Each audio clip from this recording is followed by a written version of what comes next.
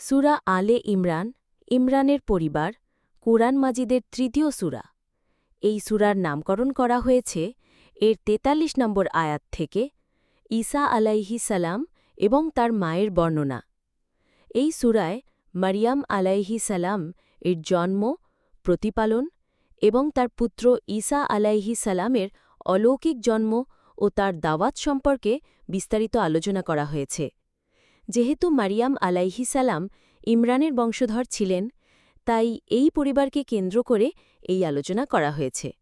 মারিয়াম আলাইহিস সালাম, যিনি খ্রিস্টান ধর্মে কুমারী মেরি নামে পরিচিত, ইসলামের একজন অত্যন্ত সম্মানিত নারী। তিনি ছিলেন ঈসা আলাইহিস সালাম বা যিশুর মাতা। তার জীবনী একদিকে যেমন অলৌকিক ঘটনায় পূর্ণ, তেমনি অন্যদিকে তার ধৈর্য, সতীত্ব এবং আল্লাহর প্রতি অগাধ বিশ্বাসের এক উজ্জ্বল দৃষ্টান্ত। মারিয়াম আলাইহিস সালামের জন্ম হয়েছিল এক পুণ্যবান পরিবারে। তার পিতা ছিলেন ইমরান এবং মাতা হান্না। হান্না ছিলেন নিঃসন্তান এবং আল্লাহর কাছে একটি সন্তান চেয়েছিলেন। তিনি মানত করেছিলেন যে যদি আল্লাহ তাকে সন্তান দেন, তবে তিনি তাকে আল্লাহর ঘরের সেবায় উৎসর্গ করবেন। আল্লাহ তার দোয়া কবুল করেন এবং মারিয়াম আলাইহিস সালাম এর জন্ম হয়। জন্মের পর হান্না মারিয়ামকে মসজিদের সেবায় নিয়োজিত করেন। সেখানে তিনি নবী জাকারিয়া আলাইহিস সালাম এর তত্ত্বাবধানে বড় হতে থাকেন।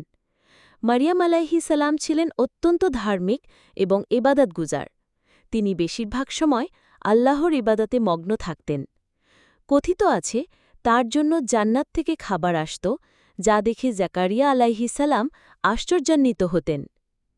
একদিন ফেরেশতা জিব্রাইল আলাইহিস সালাম মানুষের রূপ ধরে মারিয়াম আলাইহিস সালামের কাছে আসেন এবং তাকে এক পবিত্র সন্তানের সুসংবাদ দেন।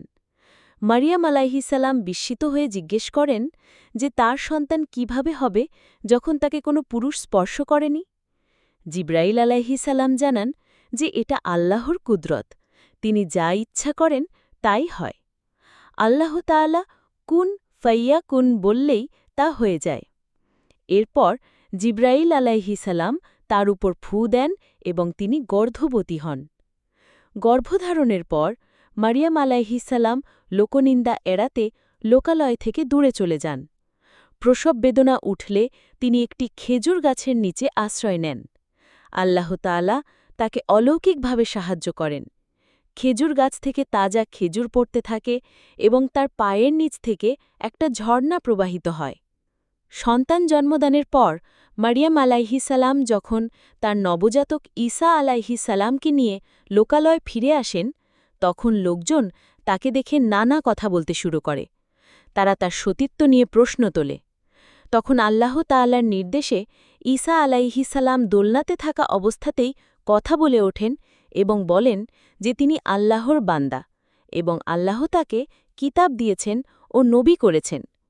এটি ছিল এক বিরাট অলৌকিক ঘটনা, যা মারিয়াম আলাইহিস সালামের সতীত্বর প্রমাণ ছিল। মারিয়াম আলাইহিস সালামের জীবন ছিল পরীক্ষা ও ধৈর্যের এক অসাধারণ দৃষ্টান্ত। তার প্রতি আল্লাহর বিশেষ রহমত ছিল। তিনি ইসলামের ইতিহাসে এমন একজন নারী যাকে আল্লাহ কোরআনে বিশেষভাবে উল্লেখ করেছেন এবং তার নামে একটি সূরা, সূরা মারিয়াম, অবতীর্ণ করেছেন।